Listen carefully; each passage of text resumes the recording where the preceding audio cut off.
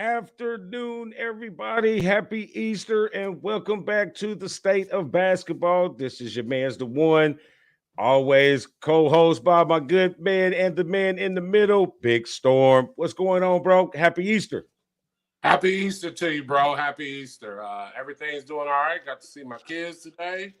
Had a couple sweets. Definitely recognize the importance of the holiday, though, his resurrection. So, having a good day. How was your week, man?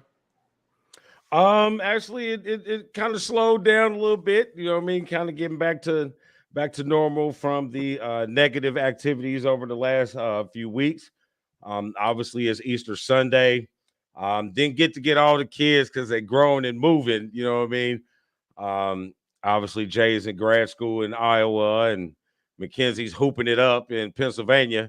Well, they're in Pennsylvania playing basketball. I don't know how much hooping up they're doing right now, bro. They're out there getting blasted.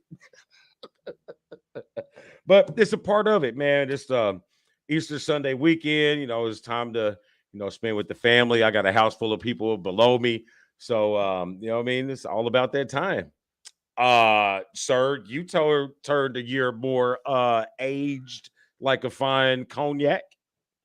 Say that one more time. I said you've aged one more year like a fine cognac in the last couple days. Yes. My birthday, definitely, a little different with my circumstances. So got my way through it, but was showed a lot of love from a lot of people via Facebook or phone calls or texts, including you and also our special guests. So with stuff like that, I definitely still feel blessed. Had a better weekend. Went out, did a little gambling. Got some stories to tell about that, but I'm not a millionaire, but all right. But yeah, other than that, the birthday was good. Just another week, man, of still kind of waiting to figure out my next step, but I'm upbeat and positive, still getting paid, so that's definitely a positive. But no, other than that, everything's good. My parents took the road trip. They made their destination to see my cousin. Got to hear from my other cousin, so that's good. The family's good, man. How are you? We've been there. I know. Didn't know anything else you wanted to add. No, I ain't got to talk about it. I'm just begging on the floor because I got, 4 kids under 5 downstairs screaming at the top of their lungs. But we're all good. We're all good. Also, the best part of this is what we're about to get into was the NBA play-in game and the start of the playoffs, man. This is I love this time of year, not only my birthday, but usually the playoffs coincide with that. Yep, and there's been some good games, but we'll dive into that a little bit later on. We got a power-packed show. We got a lot to get to, so we're going to get right into it. If you didn't catch it earlier, Storm said we had a special guest for today's show, which is episode 51. 51 episodes. So it's awesome. Be a really good show. So we're going to get started. I'm going to turn it over to Storm, bring in our special guest, and then we're going to dive right into it. All right. Good deal. So first, I want to apologize because I want to bring my man in right. But we had an emergency computer update, so I'm working off my phone, which is also where my notes are.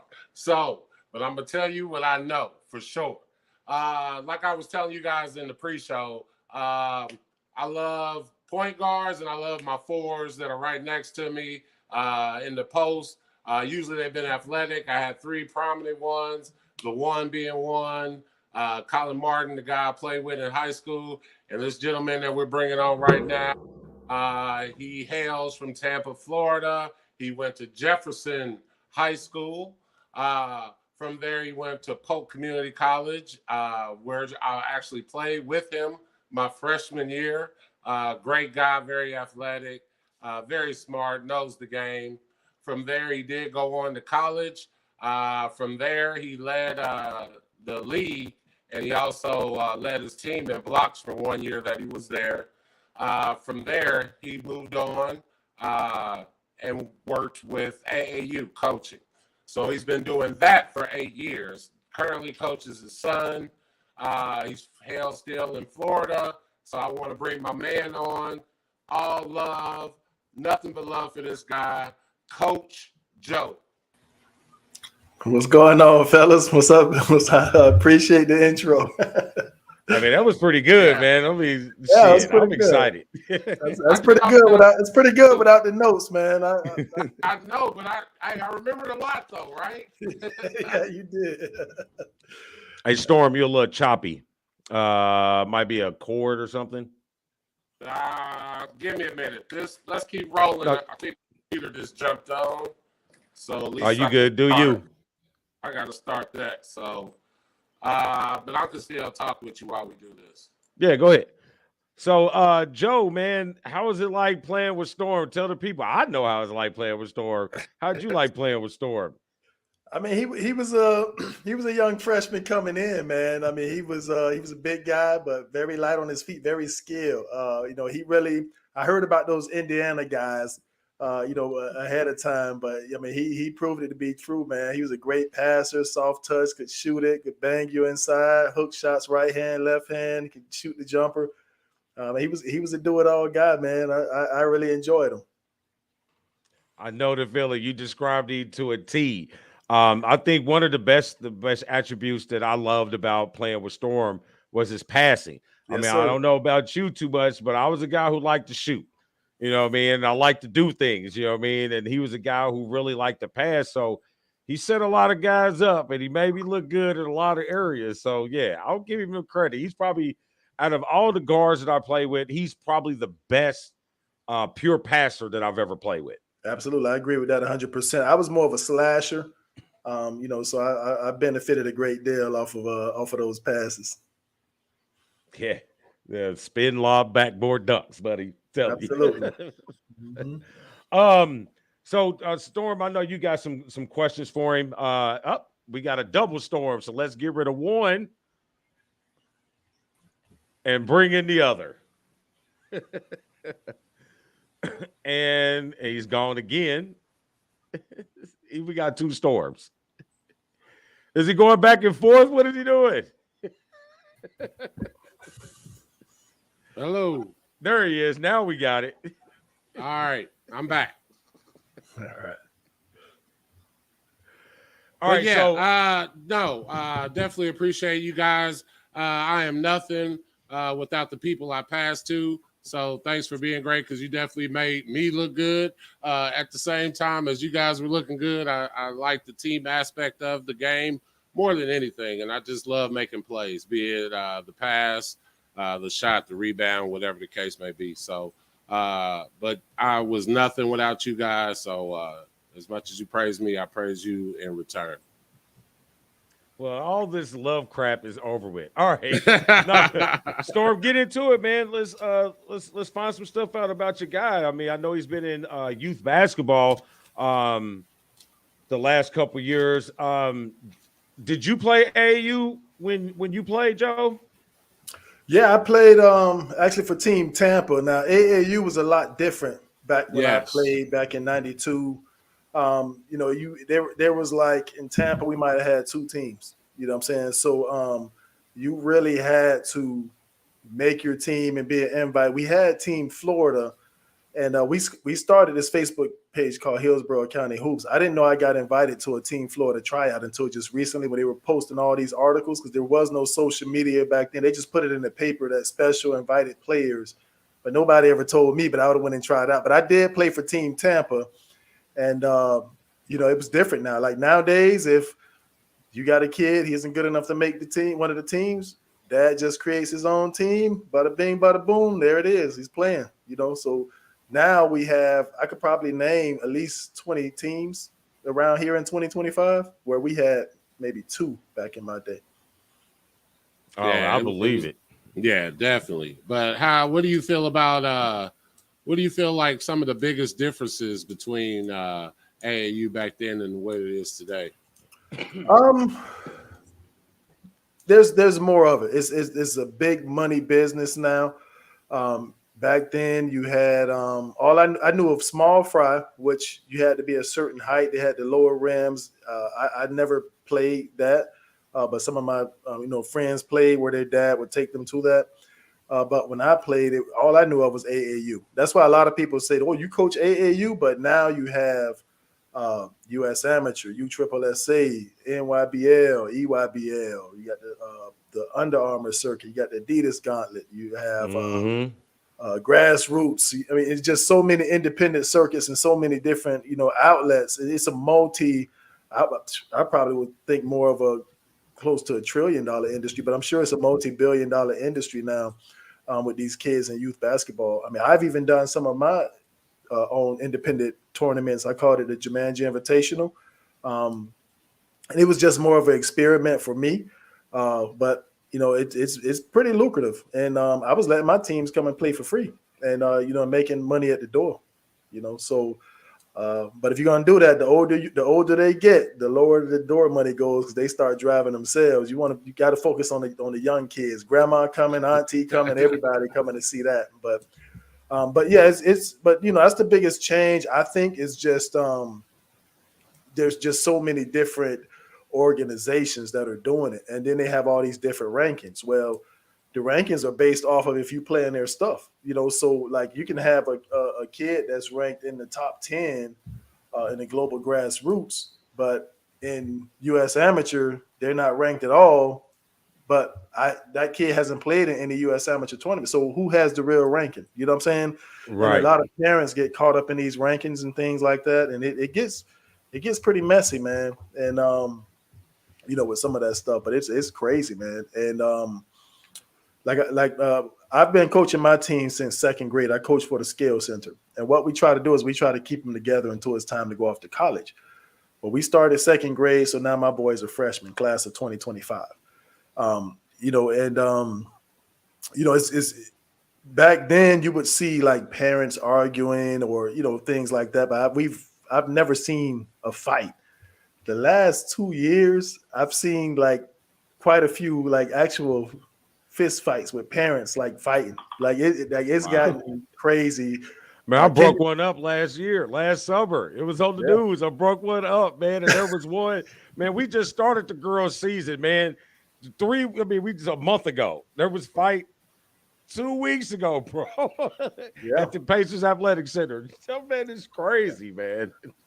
Yeah, we're actually coming to play up there next month. We're coming to play up there next month in the Pacers Athletic Center. So it'll be cool to I hear some good hoop up there. But I don't know if you guys saw that rant that Kendrick Perkins did about parents fighting at the game. Did you guys catch that? Yeah, I caught that. All right, so we were at the John Lucas tournament, and Perkins must have some crazy parents because they were fighting at Lucas last month. Man. Yeah, they were fighting at Lucas. His parents, some of his parents against the other team, So, but it's crazy, man. The parents, like I don't like to say people are living through their kids, but I don't get, if I'm not coaching or if I'm not playing, I don't get emotionally involved like that to where I'm gonna actually fight somebody over what the kids are out here doing. You know what I'm saying? Like if I'm not, and some of these parents, like even how they talk on social media, they're talking like we're out here hooping. You know what I'm saying? Like, right. I that's something I do not understand. But yeah, like I told my daughter all the time, I played my ball. This is your ball. You know what I'm saying? Like I will encourage you. I'll fight with you for you. But hey, this is yours. If you want more, you speak up and you do what you need to do. I played my time. You know what I mean? I'm not going to get involved in that. And and to go back like what you said about this being big business and all the different grassroots. But I want to go back into the ranking part of it because I've been bitching about the ranking stuff for quite a few many years. I haven't really seen the boys side of it because, mine is older and he's gone. And my youngest, he don't really know if he's going to stick to basketball or not. He's more of a football kid. But these rankings and these parents and these kids, they live off these rankings. Like here we have IBC, and then we have girls prep hoops, and then we got I think there's two more that do rankings. You know what I mean? So you might have a girl like my daughter. One, she's 35. One, she's 31. One, she's 23. You know what I mean? Which one is she? You know what I'm saying? The only rankings that I'm paying attention to are the ESPN rankings. Right. You know what I mean? Because everybody else is either you paid into their circuit, or I'm like you play in their circuit, so they rank you on their circuit, or you pay a recruiting service to put your name out there. So are you really being recruited, or are you paying to be recruited? So, and I've always said that your talent will get you seen. You don't have to pay nobody to come see you. If you're good enough, they'll come see you. Like, prime example, Dennis Rodman. If you're good enough, they will come find you play. So I really hate the ranking, especially when they do it before they hit high school. I mean, you should be ranking a seventh grader or sixth grader. It's ridiculous. Yeah, even the ESPN rankings can be tricky because I see some of the local guys on here that are in those rankings for 2026, which is the class that my son plays in. But it's about what it's about what you play in. Like, you know what I'm saying? And I know, like, in the organization I'm in with Skill Center, we have some local writers and they do their little camps and stuff like that. But, you know, some of the guys in the Skill Center, they get upset because those local writers only write about people who come to their camps. You know, they don't write about anybody else. But my whole thing is, in defense to them, that's good business sense, because what's the incentive for you to come to their camp if they're going to write about you anyway? You know what I'm saying? So for him, if it's a business for him, you know, I'm going to write about the people that come to my camp. That's giving people more of an incentive to come spend money with me and bring their kids to my camp. You know what I'm saying? But like some of the, you know, the basketball heads around here, they frown upon that because they feel like if you're a sports writer, you need to write about sports and write about everybody. You know, so it can be a little bit of a conflict, but, you know, some people get bent out of shape about that as well. All right. Tell us a little bit about this team you got this year, man. What's going on? We played in Atlanta in the hoop scene. Was our first tournament. Actually, we did a local warm up before that in Clearwater. But Hoop Scene was our first live period tournament last weekend. We were in Kentucky this weekend coming up, which will be our second live period. The organization that we have teams from second grade all the way up through 12th. So, and we have multiple teams. Well, the class of 2025, we have 4 teams. You know, 4 different teams, and our 2024 team actually folded, so we don't have a 2024 team.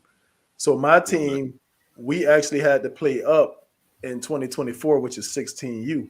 And I didn't want to do it for the first one. I was like, man, we're going to go up there and get killed, man. Like, I mean, we lost in the tournament we played here locally. Like, what make you think we're going to play up and win? You know, and so we went up there. First game, we won by 40 points. All right, so and this is what I'm talking about with the travel ball stuff. One of the black eyes, some of the things you see. So the second game that we're going to play, now these tournaments cost $600 for the team to play in them, these live period tournaments, $600. So the second team we played, the team that we beat by 40, beat them by 25. So they didn't even show up. They was like, nah, we ain't playing this, which is crazy.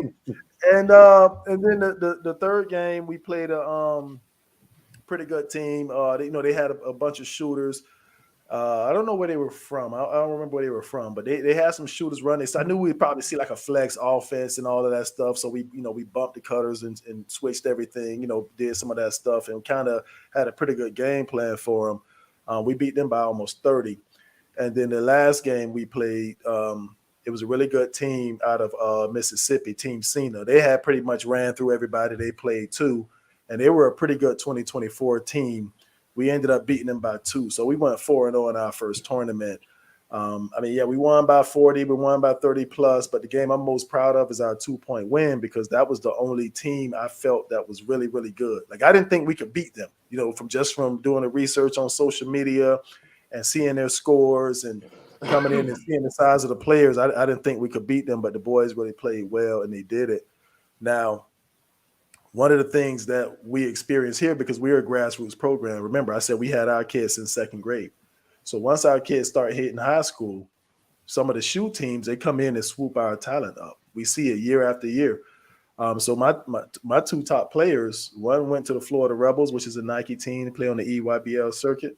And the other one went to Southeast Elite, which is an Adidas team. So, so I lost my 2 top kids. And, but, like with me, I'm gonna go with who I got, and we're gonna go play. We're gonna try to play against the top competition, and I don't care about the wins and losses, even though we are trying to win, and I'm trying to coach to win. But really, it's about getting better and getting that experience for me. Hey man, when them shoe teams come in, that changes the game, bro. Because I'm telling you, man, my daughter played on the Gym Rats EYBL team last year. Yeah. So I mean, the gear, bro, that they get for the girls, and I saw they gear, and I could just imagine because the boys always get more than what the girls get. Right. It's just how it happens. Yeah. And I mean, like even this year when she switched over to IGB back to the training where she was, pretty much all of her adolescent, training in basketball, they're on the Under Armour circuit. They get gear. It ain't like that Nike EYBL, man. I see it's like with these kids, these kids is image driven. So if you got a Nike team coming for you and they giving you free gear, it's hard because then you get put on another level. Like you go to all these like last year we went to Nike Nationals in Chicago. Like there's teams from everywhere, all kind of circuits, whatever. They're there because this is huge. You know what I'm saying? But they got these 4 courts, just 4 courts for the EYBL. These is the girls that you're going to see, in the tournament next year. You know what I mean? These type of talent. You know what I mean? And that last year was a little different because it was just the girls. The year we went before was the boys and the girls. So I mean, there's like 15, 20,000 kids playing basketball. How exciting can you not be when you go into a facility and there's 15 to 20,000 kids playing ball? Right. Yeah, I agree 100%. Now, the downside because there was a bunch of shoe teams called about my son. My son is he's an 8th grader, but he's playing 9th. I reclassified him because I didn't want him to be 17 when he plays that last high school game. I wanted him to be 18. I didn't want him to be 17 how I was. I wanted him to be on the older end. But he's a 8th grader, but he played in live period. So there's a lot of shoe teams have called about him. Now, when he plays with 2 teams, he plays with Beyond Limits national team, and he plays at the Skill Center 2025 with me. So I know if he's on my team or he's on the BLA team, my son's 8th grade, he's 6'7", he plays the 1 through 5. He plays all 5 positions on the floor. He has the ball in his hands. He's going to be making plays. He's going to, be out there. He's going to be doing his things. He's going to be showcasing. Now he goes to one of those shoe teams. He's probably coming off the bench, playing a few minutes here or there. He's out there to block shots, rebound, and you know what I'm saying? He's not going to be handling the ball, making plays how he is. So what's the benefit to, okay, I'm on this Nike team, but I got this name across my chest and I'm going to beat my chest because I'm doing that, but I ain't playing. So, I mean, if the college coaches are watching, you just a guy that comes off the bench that plays a few minutes here or there. You know what I'm saying? Like, you might get maybe some D2s might look at you now at that point because now you diminish your value. Where he's over here with me, now people are like, okay, well, who is the big kid out here handling the ball and making these plays and locking up and protecting my rim? You know what I'm saying? So now he's standing out a little more. You know what I'm saying? So to me, you come to that fork in the road. Like, what do you do? What's the proper direction to take? You know what I'm saying? And I've watched it year over year. So I'm a firm believer in trying to do it on our own. Like trying to do it with the organization I got now. If things aren't panning out by the time he's a junior, and if he's pretty much progressing, if those teams want him now, they probably would want him then too. Then maybe we'll make that move and see what's happening. But I want to stick with, the people who were there for my kid when he couldn't play at all. You know what I'm saying? When nobody wanted my kid. Like, they didn't look at the genetics. You know what I'm saying? Like, if you would look at my 4th grade team, I recruit parents. I look at DNA. Big moms make what? Big kids. You know what I'm saying? The moms Tall on my moms, team, tall moms.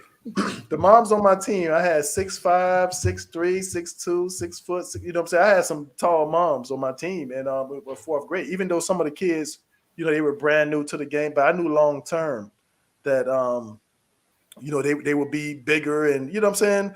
And that's just something I look at because there's a thing called upside. And a lot of these, the shoe teams or the organizations with the younger group, they want to take who grew fast early, who's more mature now, who's going to have success now. But then as they get older, they get rid of all those kids. And then they might say, okay, well, JoJo's 6'7" now. He's handling the ball block. Okay, let's grab him. And we get, you know what I'm saying? And to me, I can't respect that because where's the loyalty in that? You know what I'm saying? So I want to be there for the organization that was there for my kid when nobody wanted him. You know what I'm saying? So no, that's very, very admirable, and that's also something to teach your kid how important loyalty is. Whether you are, at the beginning and not so great to where you are now, they were always on your side. Those are the type of people you want in your camp going forward in your, career. Right. Yeah. Exactly. You got anything else for the youth, or you want to keep this moseying right along, sir? Storm. We can go on to these playoffs. Definitely excited to get Joe on and hear about that AAU circuit, give him some definite shine. But now it's time to get into these NBA games, man, because we had a lot. Before we get in, we do have to talk about a couple other things. I wasn't going to mention it, but Storm made me mention it. I didn't make you mention it. I just asked you if you were going to mention it. Yeah, he made me do it. He said, for all us local people, all us LN grads, our beloved Coach Jack Kiefer, after a ridiculous amount of years, he was the only coach that the high school had ever had since their conception of a high school when they split Lawrence into two to LC and LN. Only coach they ever had, second most wins in Indiana for any coach. I think he's nationally ranked in wins as a high school coach. Two-time McDonald's All-American, 4-time state championship, countless NBA players. So he retired. So, kudos to Jack Kiefer. Way to go. That's all I got. I wasn't one of his guys. I was one of his guys, but I wasn't one of his guys. I made myself a guy. So don't have any NCAA other than they fired Lavelle Jordan. Storm knows JaVale. We played ball with him, the coach of Butler, when we were young in our 20s. They got rid of him. Girls coach at IUPUI, left IUPUI, took the girls' job at Butler. I think there was something else that I saw. Yes, Juwan Howard is not leaving Michigan to go coach the Lakers. Don't know where that came from, but he's staying put. Yeah. Let's see. Anything else for college? How do you feel about them saying, well, what are your thoughts on him? One of the main reasons he's saying he's staying is he wanted to coach his kids going up through Michigan. He wanted to coach his sons. I listened to the wife. The wife said on Twitter, I wish people would stop saying this about coaching his sons. He is here to win a championship at Michigan. He is here to coach all of these kids. And she put all of these kids in capital letters. So I'm going to go with the wife. Right, because she was politically correct. But what do you think? You going to pass up an opportunity to coach your son in college to go pro? Depending on that contract, bro.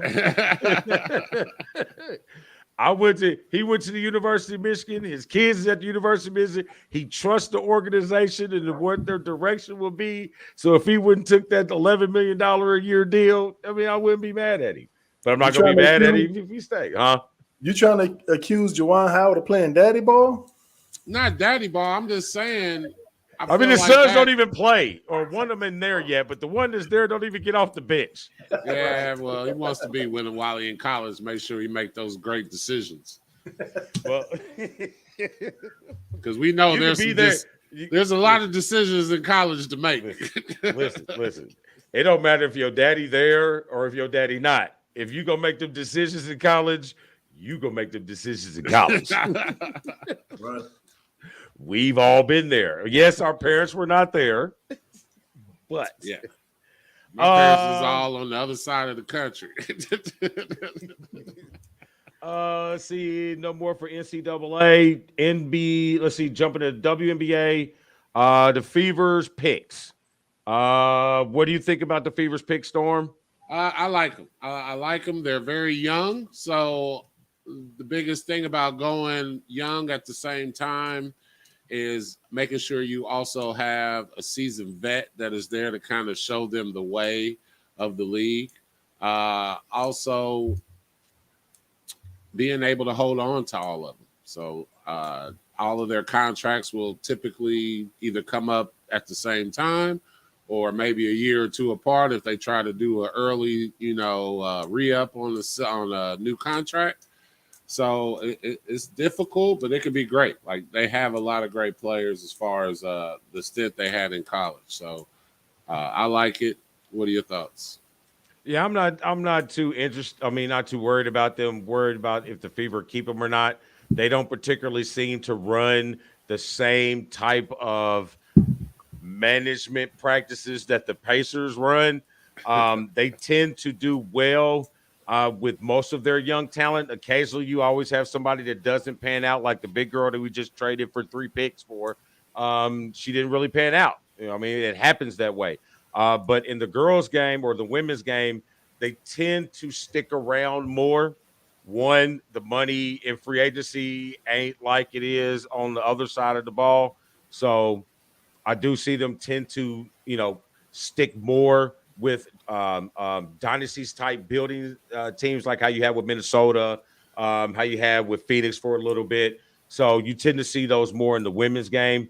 But this is a young core, and they already got young talent on the team. But with Dunn coming back to be the general manager, I think they're in a good spot. Look for the Fever, not this year, but look for the Fever next year to be a pretty decent basketball team. Yeah, the pick that I like the best is the guard out of South Carolina. Yes, that's Destiny Henderson. Yeah, that's the one I like the most, I think. Yeah, she's got some inner city street swag to her basketball game. I still like the fact that her career high was in the national championship game. So she's a gamer. She knows how to put her teams in great positions to be successful. I think Alea Boston would have not as been as great. She's a great player. But I think Destiny Henderson put her in situations where it was very hard for people to do anything with her. So, yeah, kudos. I think that's a great pick. I think she'll be a good run for the team. I do like their first pick, Smith. She's a very talented big. She can do a lot of different things, post and shoot.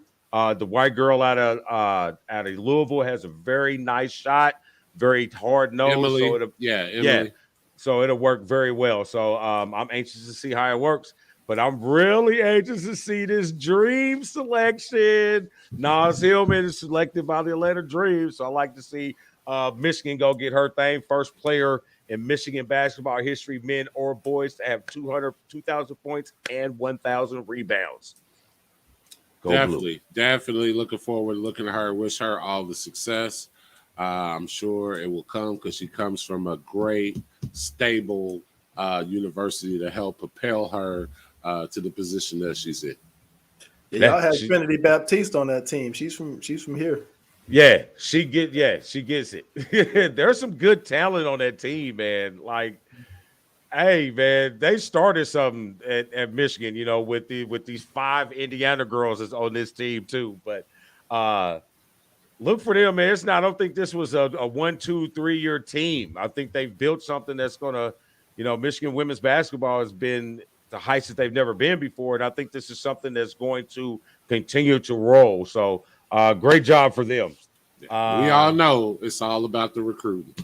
It's all about the recruiting. Absolutely. And they got a hell of a pipeline here in Hamilton County. All right, so we took to the draft. We did the Fever. So now that takes us into a commercial break, and then we're going to dive into some NBA news real quick, talk about these playoff games, and then we're going to discuss a couple of the top selections for the different awards that will be coming up in the next few weeks. So it is now Elite Performance commercial time.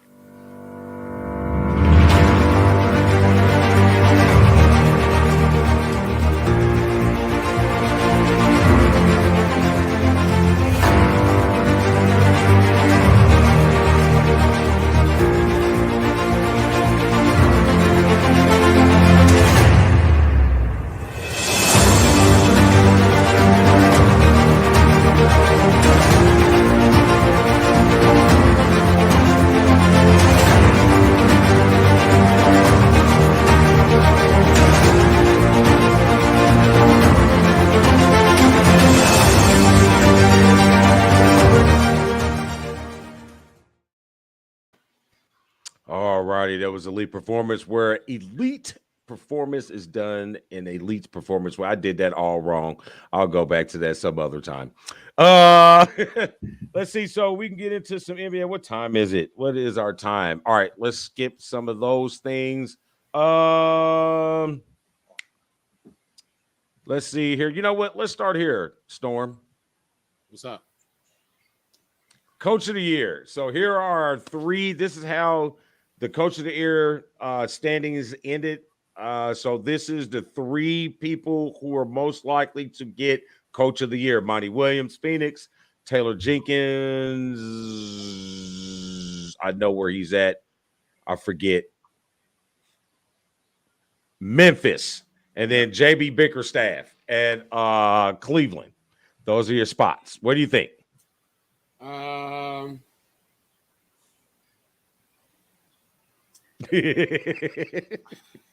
know, right? You can see it's hard for me to do it. But I do like Monty. I can't help his relationship. I can't, the guy. Yeah. And I'm sorry, Joe, you may not know, but I have a problem with Chris Paul, just as a basketball player. As a person, I'm sure he's great. But his tactics on the court are less than yeah, admirable. So, yeah, man. He's dirty. He's try dirty. not to bring him into the show, but I feel like Damon teased me up to bring him into the show every year, and I don't want to. I really don't. But I didn't tease you to that. This was about Coach of the Year. Yeah, but the absolutely nothing to do with Chris Paul. I didn't pick these people. NBA.com picked these people. The universe makes it happen. But no, I'm gonna go with Monty Williams with the squad that he has. I liked them from last year and the year before in the bubble. That's when they really first piqued my interest. Their style of play without Chris Paul, and then moving forward throughout the past 2 years, they definitely gotten better. I like their team as far as how it's built. They actually do have a big man who can do some post moves. So I'm definitely a staunch proponent of that because the game seems to be going, away for the big guys. Booker is still underrated, and I don't know why. He puts it in. He's a definite scorer. He could put it in multiple facets of the game. He could take you to on the dribble. He can shoot the mid range. He can shoot the three, and he's clutch. So what more can you want offensively from a player? So I'm going with Monty. Okay. Well, I'm glad you're going with Monty, even though Devin Booker had absolutely nothing to do with Coach of the Year. Yeah. Well, he did. And that's a question I got for one of these games coming up because coaching does matter. Yeah, so I'm saying Booker, I'm saying he did well by putting these players in opportunity to be successful. All right, Coach of the Year. What you got, Joe? All right, so let me start with JB. I got a soft spot for JB because one of my guys, he's an assistant coach on this staff, Antoine Broxy. Him and JB go back to Oklahoma State, so JB always look out for my guy, man. And I like JB, but you got to get in. They didn't get in, man. They had a good year, but they took that L, man. Trae Young went crazy on them Friday night. Taylor, good season, man. Ja did his thing. It's nice young talent. That's part of the reason I stopped watching the Lakers. That game when they smoked the Lakers, that probably was the last game I watched. I wasn't staying up late to watch any more of that. But I got to go with Monty, man. What he's doing over there with Phoenix, and he's doing his thing. So I got Monty. I'm gonna switch it up a little bit. I do respect everything that Monty's done. I think he is an excellent coach. I think he's excellent in game situations. I think he's excellent and drawing up X's and O's for situational play. Like his motivation. But I don't think that he actually his coaching really kind of, I don't know how I'm going to explain it, but I like what he did, but he wouldn't be my pick. Now, I like JB Bickerstaff because of the style of play that Cleveland does. When you start 3 7-footers in your lineup and you're still in games like that, and I think if Jaren Allen doesn't get hurt late in the year, I think they might not even be in that play-in where Trae Young to do what Trae Young can do every so often. But I like that. I like that he has this idea that I'm going to go with what I have and I'm going to work with what I have because he has talented bigs. But if I had a place to go, I would go with Taylor Jennings in Memphis for the simple fact that you had 3 of your main players miss 25 to 30 games and you still the 2 seed in the league. You know what I mean? For example, the Lakers excuses were we all miss games. Well, their top 3 players missed 25 games apiece. They still finished second in the East. You know what I'm saying? Golden State, their top guys all missed 20-plus games, and they're still 50-win team. So don't give me that shit that injuries hurt. So I really like what Taylor did. If I had to give my vote, it'd be for him for the fact that they played the same way with or without Ja. You know what I'm saying? So that's who I would have to go if I had to pick. Gotcha. I can respect that. Let's see. Most improved. So here are your 3 guys. DeJounte Murray, Spurs, Darius Garland, Cavs. And, I mean, Ja Morant, didn't he get most improved last year, too? He just keeps improving the most out of everybody. So, on this one, I'd have to go with Darius Garland. Me too. Yeah, I'm good with that. You can't get it every year. You can't. I mean, that is amazing. Jordan could have got it every year. But I definitely love Ja though. Like Ja is super exciting. He's making me re-fall in love with the game. Not necessarily to the point where Magic was, but he's on the path. He's closer to Steph because Steph also helped. It was exciting when he came on, man, and I definitely love the fast play. Yeah, definitely love the fast pace play. The fluent of the offense and just the electrifying finishes. So I do love Ja, but I will go with Garland as well. All right. Go ahead. Yeah, I got Garland, man. I got a real good look at him Friday. I hadn't seen him. I saw him earlier in the season because I followed the Cavs when I was watching a lot of ball. I don't have as much time as you guys once the travel ball season started, so I was pulled away a bit. But man, he's really come along, man. Like he looked like one of the top guards in the league out there the other day, man. Looked like he had a very promising career if he stays on track. Hey, he causes a problem for Cleveland.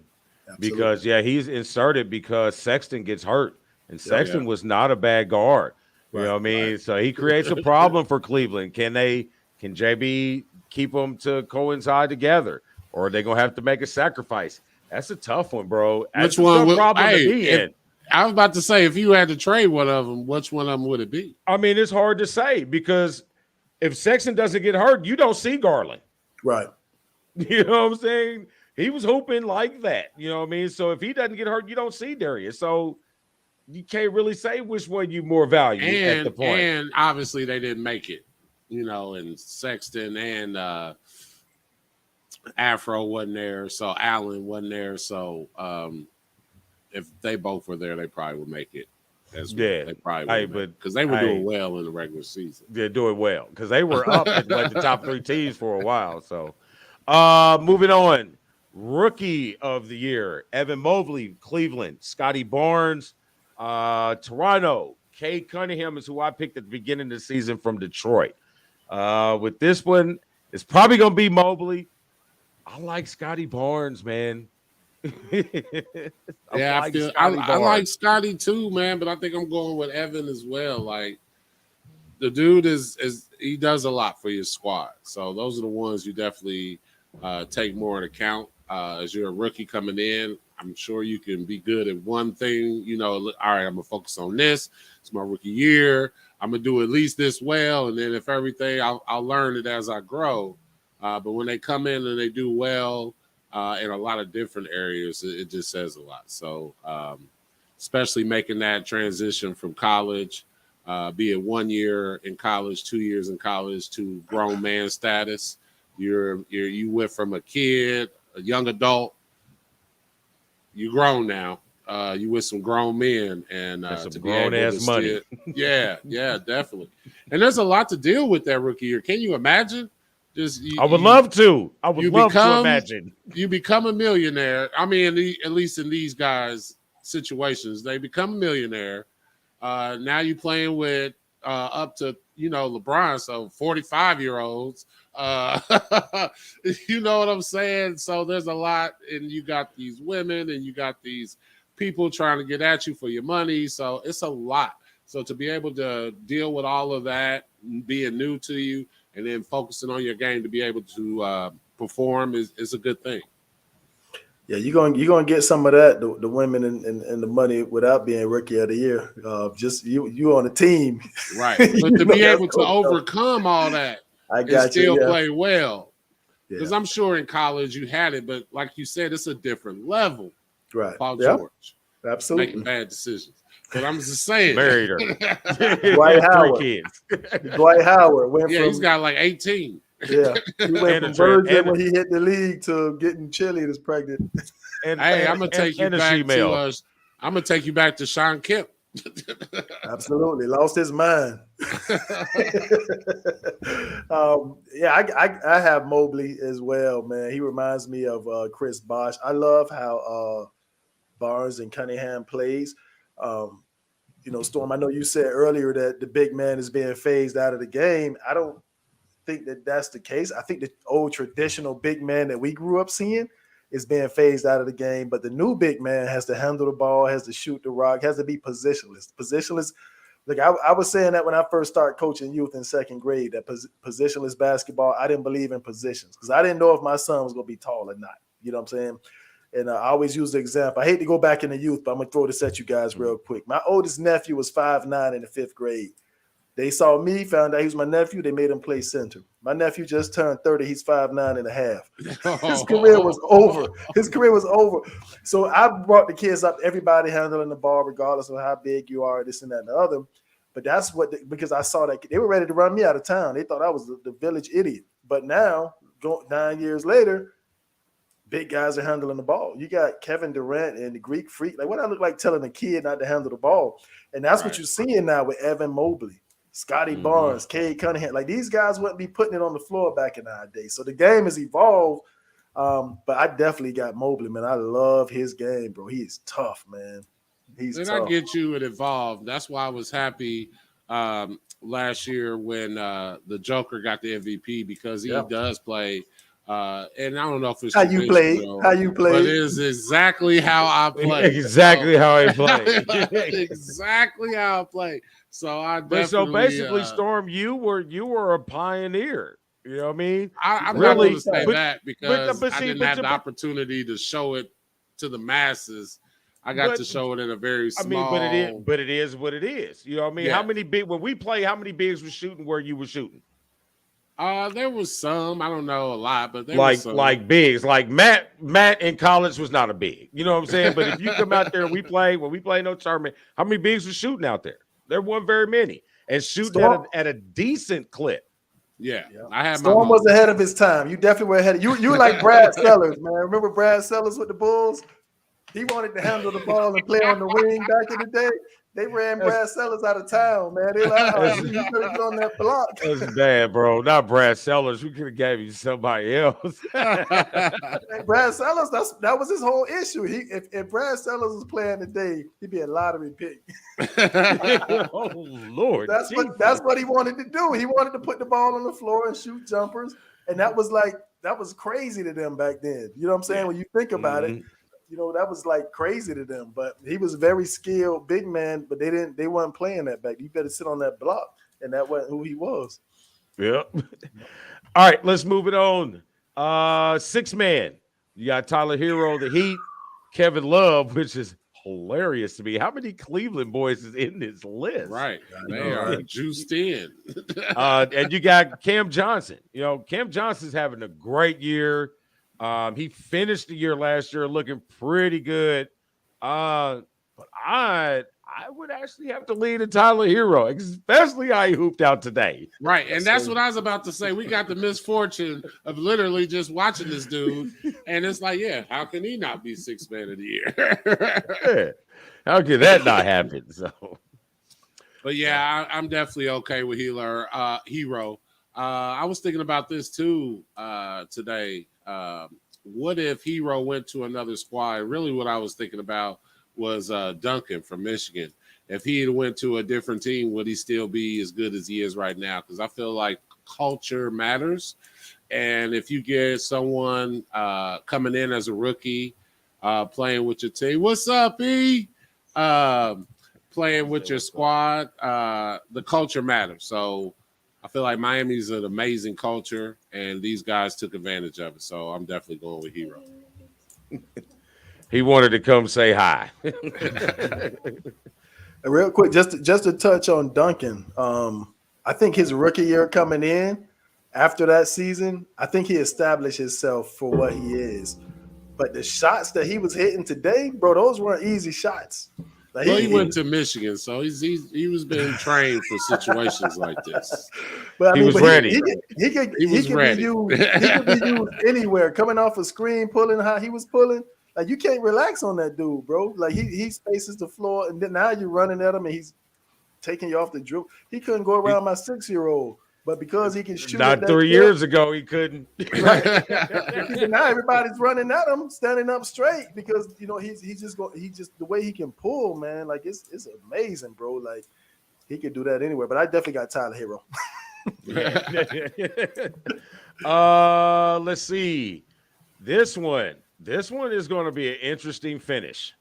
Defensive Player of the Year. Right now, number 1, you got Malik Bridges. Number 2, you got 2-time, 3-time, 4-time defending champ Rudy Gobert. Then you got Marcus Smart coming in. This could be the Defensive Player of the Year to have the first guard since Gary Payton. Yes, and I'm back and forth. Let me tell you this first. Gobert is not in the picture. We're done with Gobert. He's got all the ones that I feel that he needs. And this is a big man talking to a big man. But you can't be I'm sorry, you can't have he's done. Let's see. Smart or Bridges? It's tough, man. It is tough. I guess I want to go with Bridges because of his size, but then I want to go to Smart because of his size. Because he just got heart, and that's what defense is all about, is that heart and wanting it. You got to want defense. It's not a lot of skill as far as other than angles and whatnot, but a lot of it is just heart and, you wanting to do what it takes. So, oh, man. And we just saw Marcus Smart play. That's why I'm like, I want to go Marcus Smart just because I just saw him play. Well, we're going to see Bridges shortly. So, who you got, Joe? Yeah, this is a tough one, man. I'm like Storm, man. I'm done with Gobert right now. And he's a rim protector, which I love. I love blocking shots. That's but man, Bridges can guard multiple positions on the floor, man, and he's a pretty good help defender. But I like Smart too, man. His toughness and the way he gets after it, and Marcus Smart, that's why he got in the league, was defense. You know what I'm saying? It wasn't because Marcus Spore out of Oklahoma State. He could play defense. He's developed the jump shot. It wasn't because of his relationship with the crowd either. Right. Oh, no. And he holds his teammates accountable as well to lock up and play defense. Which is huge as well. But I'm gonna have to go with Bridges. He can guard I like Bridges, man. I like the fact that you can guard the 1 all the way up to the 4, depending on who's playing it. Right. You know what I mean? That type of versatility is awesome in the league, especially when you have so many positionless, players, or you can have a guy who's positionless on defense as well. I would love to lean for him, but I kind of want to lean to Marcus Smart, you know what I mean? Because of the fact that, you're the little guy and you're locking down little guys, and then you go down and you switch to the bigs and make it very hard for you to be posted up on. It's not like you're going to switch on Marcus Smart and you just great dominate him down. He's going to push you. He's going to fight you. He's going to bite you. He's going to do whatever it takes. But the one thing I like about it is the difference between him and Patrick Beverly is Marcus Smart goes out there and plays hard. He doesn't go out there and play dirty. Right. So that's where I kind of give it to me. And then when you come in the league and everybody knows it's what you come into and you still effective at your thing, I kind of want to lean for that. And I don't ever lean for Marcus Smart in anything, so I'll probably just go for him with this one. All right, so that takes us to the nitty gritty, you know what I mean, the MVP race. And obviously none of these has been decided yet. So these are all up to, still vote. These are how they finished by NBA.com in order. So you got defending MVP Nikola Jokic, by the way, who will finish to have the first season of any player to have 2,000 points, 1,000 rebounds, and 500 assists in one season. Just get that out the way. Then you got Joel Embiid, first big to lead the league in scoring since Shaq. And then you got Giannis Antetokounmpo, who just stormed in at the end of the season to put his name back in this MVP race. Man, this is the toughest choice for a lot of different reasons, right? And I'm gonna tell you why, and then I'm gonna tell you who I guess I'm gonna go with. But I can go with Giannis because, for one, he's a defending champ MVP, Finals MVP, and I felt like they were kind of just not talked about. And here they are. And I feel like they definitely have a great chance of being in the Eastern Conference Finals this year. And they're up right now. Yeah. And Embiid, he finally put the tacos down, lost that weight. And who would have thought if he'd have lost weight, he wouldn't have got hurt? Like, who would have envisioned that those things collide with each other? But we actually got to see him more this year than any other year I can remember. And wouldn't you know it, he is killing the game, like killing the game. This is what we wanted to see from him. And this award is just for 1 year. It's not for your career. Did you watch the game yesterday? Did you see the rebound, dribble all the way up the floor, and then the Euro step for the free throw line and one with the left? Yeah. How about he's been doing that all season, though? That's not even the first time. That might be the first time in the playoffs, maybe, but it ain't the first time. And the dude started learning basketball at what, like his junior 16 in high school or something, 18? Like, come on, man. It's he ridiculous. was playing soccer with coconuts and lions. Yeah, I said it. Yeah, I saw him in high school. He went to high school around here. I saw him play against Wiggins, actually, believe it or not. Wiggins, their team. Yeah, but Wiggins was the man. Like, he was the name on top of the marquee. In college and below. In high school, yeah. He was the name on top of the marquee back then. But I mean, look, I was very surprised. Taco Fall was also in that same tournament. It was four of those teams. And but I got, tell me something, Joe. I got Joel Embiid, man. He's my MVP this year, man. He's like Storm said, man, he got it together. He carried the team with Ben Simmons, doing what he did and all of that stuff and leaving the team and not being there. And he held it down, man. So much respect. I got Embiid. But I'm going with the Joker, though. Let me finish up. I'm going with the Joker. Shit. He has better numbers this year than he did last year. And he got the MVP last year. So, yes, I was singing. I'm trying to sing all their praises, but I'm going with the Joker, definitely because his game is very familiar to me. So I definitely, and I love having big mans, be it Joel or Joker. I'm happy. Hey, Storm, if I cut out, you're going to have to finish without me because my battery is low. My charger is not charging my laptop. So if I cut out, you're going to have to go without me. All right. But go ahead.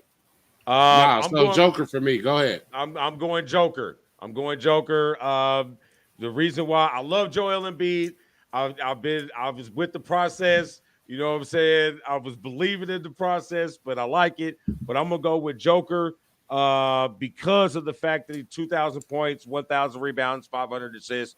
Those are, I mean, that's a big man. That's your center, your point center. Things run through him.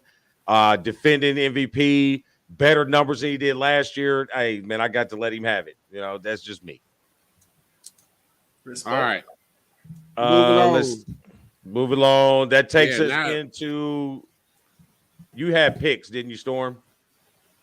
No, that was the picks for those categories. That's what I was talking about earlier.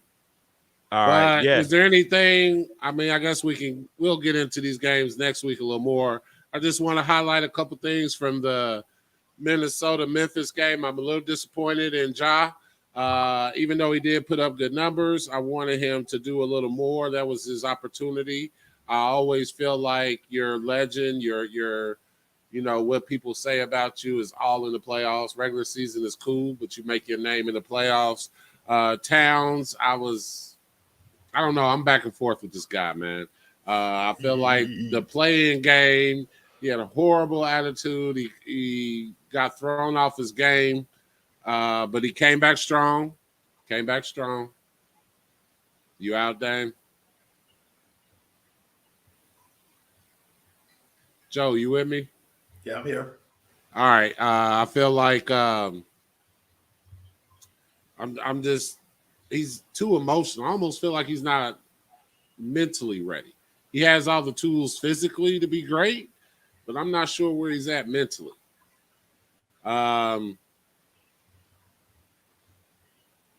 You got anything on Minnesota, Memphis?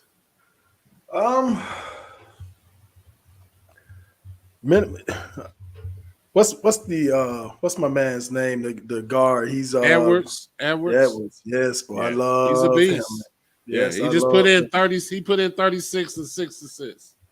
Right, and 30 the game before that. You know, so I love his game, man. I mean, I think he's an X factor. He's a guy that can actually, from a scoring standpoint and some of the other intangibles, that he can cancel Ja out, and they can take Memphis. They can take Memphis down. So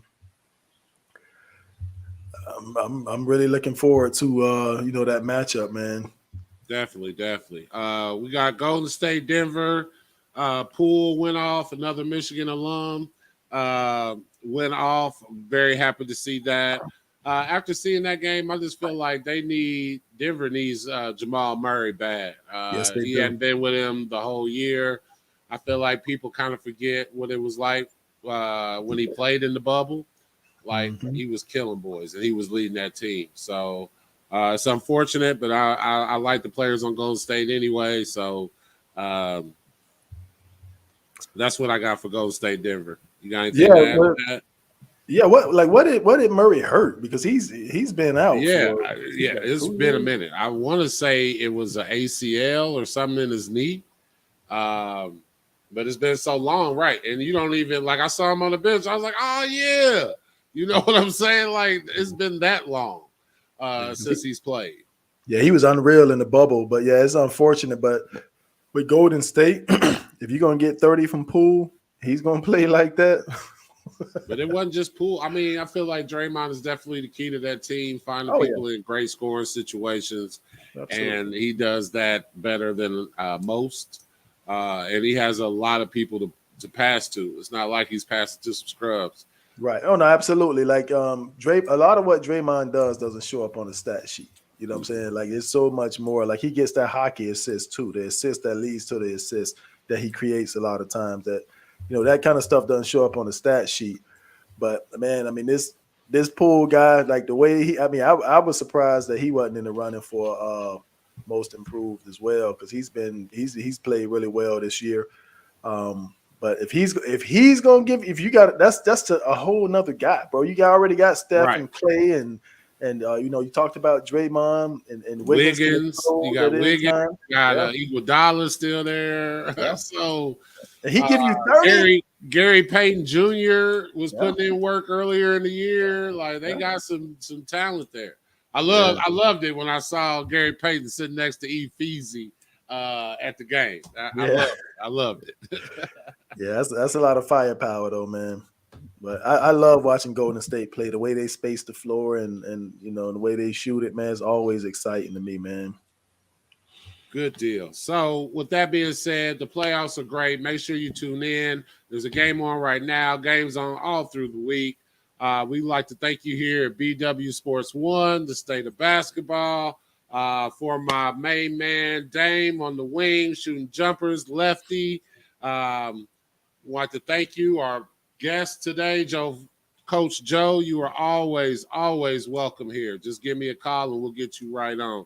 Anything you want to say, anything you want to promote as far as recruiting, how can they get a hold of you? If they got a player in the Florida area that they are looking to evolve their child's skill set, how can they get a hold of you? Yeah, I'm easily found, man. You can find me on Facebook, Instagram, Snapchat, Twitter, LinkedIn. I'm even on TikTok. So what are those handles? What are they looking for? Just Joe Filon. You got right. Coach. It's either Coach Joe Filon or Joe Filon. I'm easily found. I mean, I really don't have anything to promote. I'm just trying to, do my part in, trying to make Tampa a basketball town. Like, you guys from Indiana, we know at Polk, we had a lot of guys from Michigan and Chicago, especially my freshman year. Midwest. And, a lot of Midwest. And, I was thinking, I was scared coming in, but then when I got out there, I was like one of the top guys, and I wasn't even all state here in Florida. So, I was like, man, the South got something to say. That's what Dre said. That's what Dre said. Yeah, my Andre 3000 voice. The South got something to say. So really, I'm just trying to make Tampa, help do my part to make Tampa a basketball town, man, and try to help these kids, best I can, So. All right, good deal, man. Well, thanks again for coming on the show. We really appreciate it. It was great catching up with you. Once again, this is BW1 Sports 1, the state of basketball. I'm your boy, Big Storm, the one, Coach Joe. Take it easy. All right, bro. Appreciate you.